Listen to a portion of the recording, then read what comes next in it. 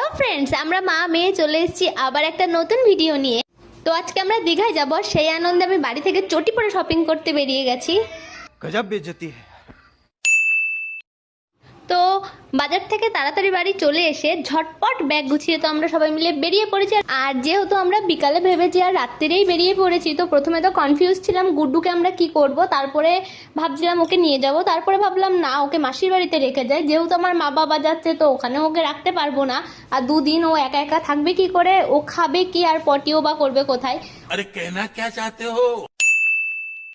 না না থাক, ছেলে এখন বড় হয়েছে, শুশুপটির কথা সবার সামনে বলা যাবে না। তো ওকে মাসির বাড়িতেই ড্রপ করে দিয়ে আমরা সঙ্গে সঙ্গে মা বাবাকে তুলে নিয়ে বেরিয়ে পড়েছিলাম। কারণ আমরা অনেক লেটে বেরিয়েছিলাম আর দেখতে পাচ্ছ প্রায় সকাল হয়ে গেছে, তখন তো আমরা আর্ধেকও পৌঁছাইনি।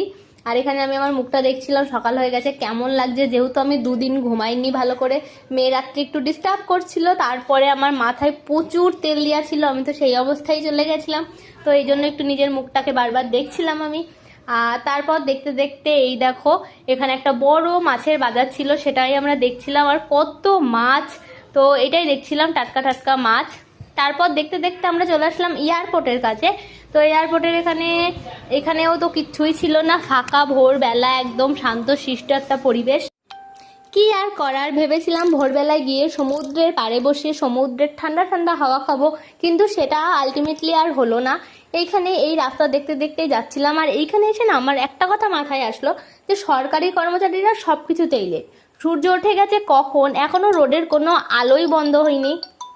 আর দেখতে দেখতে এখানে গঙ্গা চলে এসেছিল, আর মা গঙ্গা আমাকে বলছিল, বৎস তুমি একটু ধৈর্য ধরে বসো, এতও তোলা হয়েও না, দেখো দীঘা ঠিক চলে আসবে।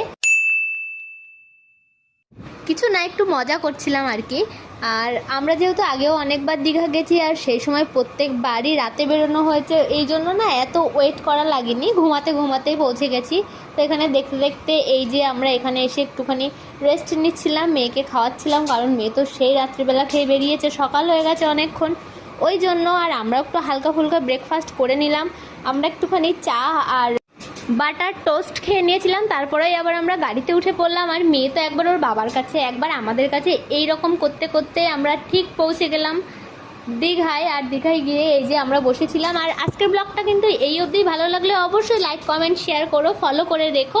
আর নেক্সট ভিডিওতে কিন্তু দীঘার অনেক ভিডিও আসছে।